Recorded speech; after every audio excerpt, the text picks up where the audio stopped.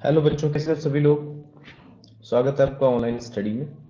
बच्चों, आज हम आपके लिए कक्षा 9 के लिए प्रश्नावली 13.3 शंकु कोण से रिलेटेड जो प्रश्नावली है उसके प्रश्न लेकर आए हैं। इसमें आपको कोण से या फिर शंकु से परिचित होना जरूरी है कि शंकु होता क्या है। देखिए, शंकु आपने आइसक्रीम बचपन में खाई होगी, अभी भी खाते होंगे। तो आइसक्रीम का शेप आप जानते हैं, आइसक्रीम की कॉनिकल जो शेप होती है वो किस तरीके की होती है। अभी देखिए, ये इस तरीके की ये आइसक्रीम आप खाते हैं हमेशा। तो ये जो बच्चों ये आकृति आप देख रहे हैं, ये इसको हम कहते हैं कोन इंग्लिश में, और हिंदी में इसको बोलते हैं शंकु। यहां पर भी एक आकृति दिखाई दे रही है। अब इस शंकु में आपको इन प्रश्नों में इस शंकु को बनाने के लिए कितना कागज लगा, या इसका वक्र पृष्ठीय क्षेत्रफल कितना है, या इसका कुल पृष्ठीय क्षेत्रफल कितना है, ऐसे प्रश्नों को हल करना इन प्रश्नों में पूछा जाएगा।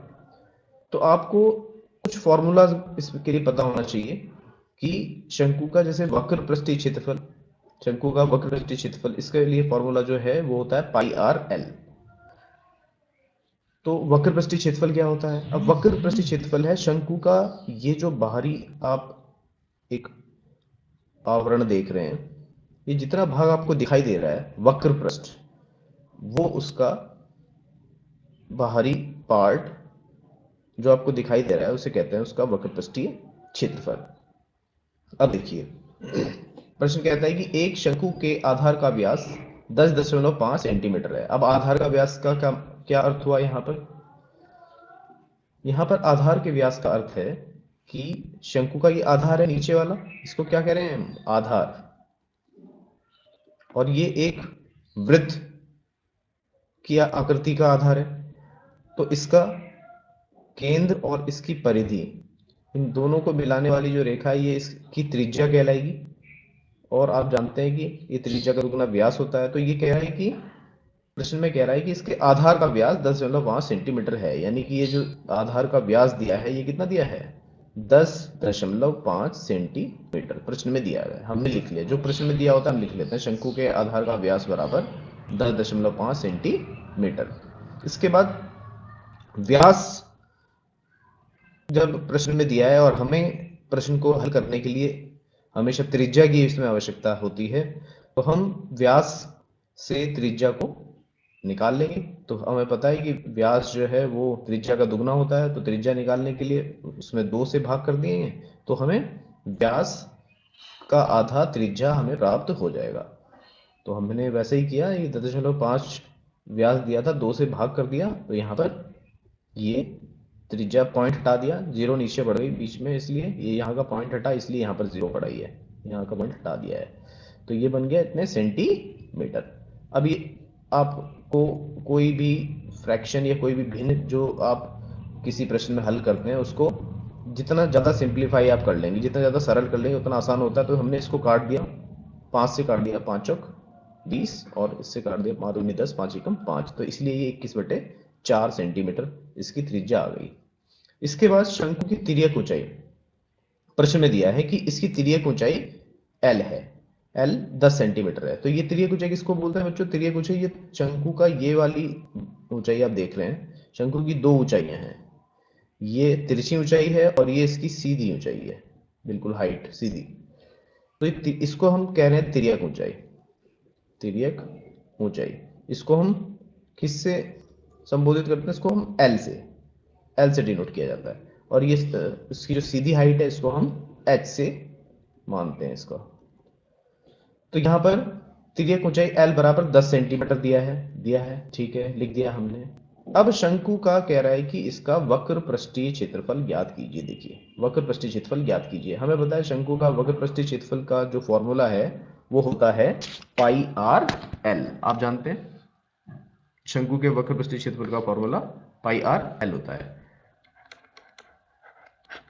तो इसमें हमें क्या किस किस चीजों की जरूरत है? पाई की वैल्यू आपको पता है 22/7 होती है, तो हमें पता ही है हमेशा 22/7, आपने इससे पहले आप इससे परिचित हैं। आर की वैल्यू आपने अभी अभी निकाली, 21/4 आर की वैल्यू अभी अभी आई है, और एल की वैल्यू भी प्रश्न में दी हुई है, ये दी हुई है यहाँ पर तिर्यक ऊंचाई एल बराबर 10।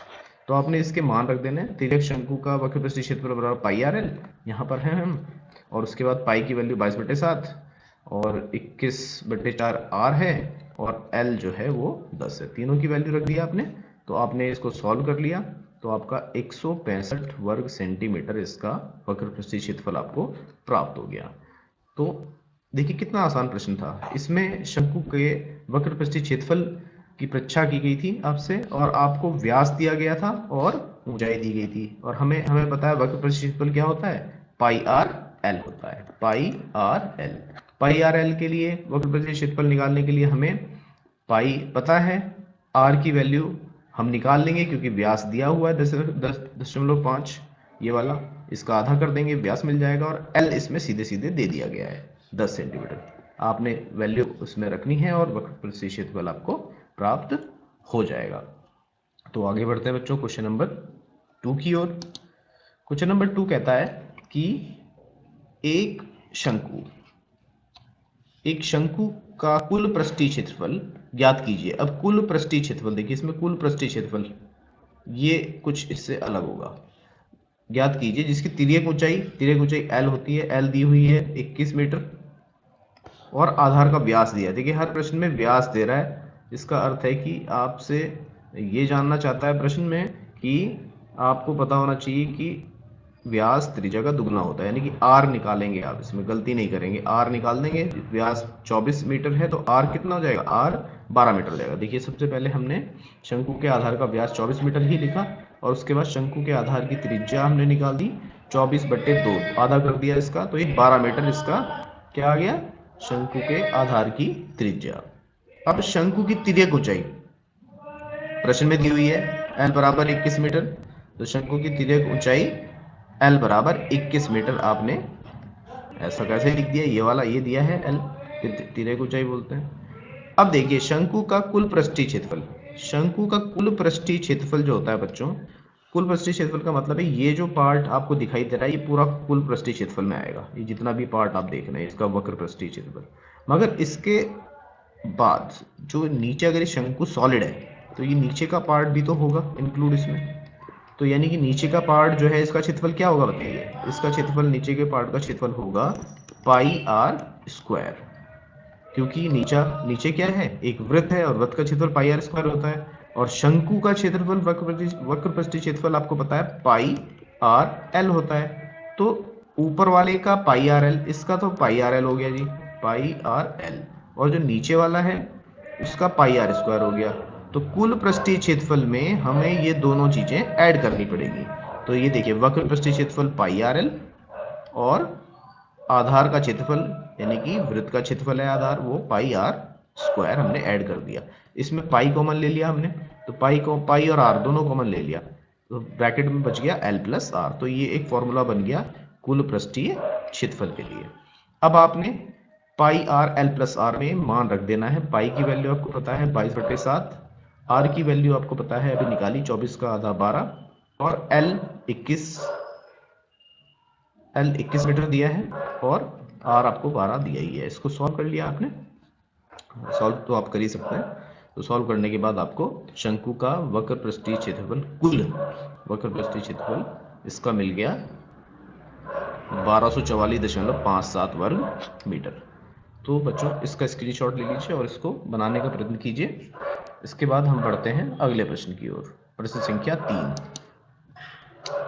प्रश्न संख्या 3 बच्चों कहता है, प्रश्न संख्या 3 के अनुसार एक शंकु का वक्र पृष्ठीय क्षेत्रफल 308 सेंटीमीटर स्क्वायर है। इसमें दिया है, देखो बच्चों इसमें दिया है वक्र पृष्ठीय क्षेत्रफल 308 सेंटीमीटर स्क्वायर है, और इसकी तिर्यक ऊंचाई यानी कि एल 14 सेंटीमीटर है। ज्ञात कीजिए, क्या ज्ञात करना है, आधार की त्रिज्या। तो आधार की त्रिज्या और दूसरा क्या ज्ञात करना है, शंकु का कुल पृष्ठीय क्षेत्रफल। तो देखिए सबसे पहले तो आधार की त्रिज्या जो है निकालनी है। अब जो निकालनी है उसको हम मान लेते हैं, ये आर हो गया। उसके बाद शंकु की तिर्यक ऊंचाई L = 14 सेंटीमीटर दिया हुआ है। तिर्यक ऊंचाई L बराबर 14 सेंटीमीटर आपने लिख लिया, इतना दिया है। उसके बाद शंकु का वक्र पृष्ठीय क्षेत्रफल, हम जानते हैं कि वक्र पृष्ठीय क्षेत्रफल कितना होता है, अभी अभी हमने 2 क्वेश्चन किए हैं, पाई आर एल होता है। तो आपको प्रश्न में ये दिया है पाई आर एल वक्र पृष्ठीय क्षेत्रफल 308 सेंटीमीटर स्क्वायर है। तो आपने प्रश्न के अकॉर्डिंग जो आपका फॉर्मूला था उसके अकॉर्डिंग जो चीजें थी वो दी हुई थी, पाई की जगह पाई रख दिया, आर की जगह आर हमने निकालना था और एल की जगह 14 रख दिया। ये किसके बराबर होना चाहिए, ये जो दिया है वक्र पृष्ठीय क्षेत्रफल 308, 308 के बराबर होना चाहिए, 308 के इक्वल होना चाहिए ये। तो वही हमने किया, तो ये 44 आर आ गया। तो 44 आर जो है किसके बराबर होना चाहिए, 308 के बराबर होना चाहिए। तो यहाँ हमने लिख दिया 44 आर इज इक्वल टू 308। तो यहाँ से हम क्यों लिखा हमने, क्योंकि इससे हमें आर की वैल्यू मिल जाएगी। तो आर बराबर 308/44 आपने कर दिया, 308/44 इसके नीचे चला जाएगा, ये यहाँ पे 308/44, तो ये 7 सेंटीमीटर आपको त्रिज्या मिल गई। तो शंकु के आधार की त्रिज्या देखिए कितनी आसानी से आपने निकाल दी, 7 सेंटीमीटर। अब इसका सेकंड पार्ट कहता है कि शंकु का कुल पृष्ठीय क्षेत्रफल ज्ञात कीजिए। कुल पृष्ठीय क्षेत्रफल बच्चों, आप अभी हमने चर्चा की, कुल पृष्ठीय क्षेत्रफल में ये पूरा का पूरा भाग जो आपका दिख रहा है वक्र पृष्ठ वाला, जो चारों तरफ से दिख रहा है ये, और ये नीचे का भाग, ये इसमें शामिल करना पड़ेगा, तभी ये कुल इसका पृष्ठीय क्षेत्रफल बनेगा।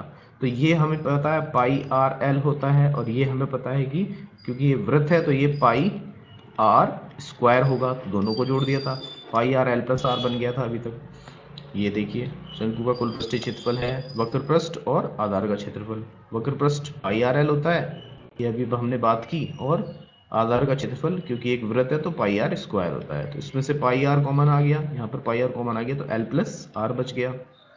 अब आपके पास फॉर्मूला तैयार है कुल पृष्ठीय क्षेत्रफल का, आपने सिर्फ पाई आर और एल की वैल्यू उसमें रखनी है। तो पाई की वैल्यू 22/7, आर की वैल्यू कितनी है 7 अभी निकाली हमने, और L plus R, L 14 centimetre कुछ प्रश्न में दिया था, और आर आपने निकाला ही है 14।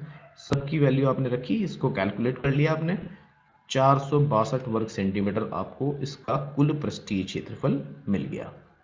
तो इस तरह से बच्चों आपने देखा कि हमें अगर थोड़ा सा प्रैक्टिस है और हमें प्रश्नों के में फॉर्मूलाज का पता है, तो हम किसी भी प्रश्न को बड़ी आसानी के साथ निकाल सकते हैं और परीक्षाओं में अच्छे अंक प्राप्त कर सकते हैं। तो इस वीडियो में बच्चों इतना